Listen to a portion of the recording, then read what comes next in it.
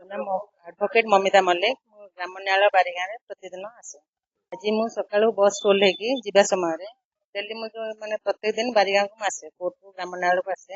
ମୁଁ ଓହ୍ଲେଇକି ବସ୍ରୁ ଆସୁଛି, just 100 metre distance ମୁଁ କ୍ରସ୍ କରିଛି। ମୁଁ ଚାଲିକି ଆସୁଥିଲି, ମୁଁ ପ୍ରତିଦିନ ଚାଲିକି ଆସେ।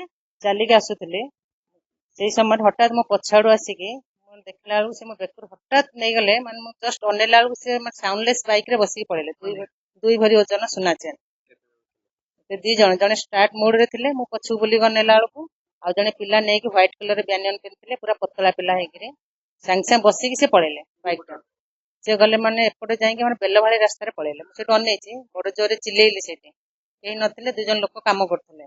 ସେମାନେ ବି କହିଲେ ନା ଝିଅ ବେକରୁ ଚେନ୍ ନେଇଗଲେ, ଚେନ୍ ନେଇଗଲେ, ଏମିତି ବି କହିଲେ। ସେ ସାଙ୍ଗେ ସାଙ୍ଗେ ମୁଁ କଲି ଗ୍ରାମ ନ୍ୟାୟାଳୟକୁ ଫୋନ କଲି, ଆଡଭୋକେଟ ଭାଇମାନଙ୍କୁ ଫୋନ କଲି, ସେମାନେ ସବୁ ଆସିଲେ।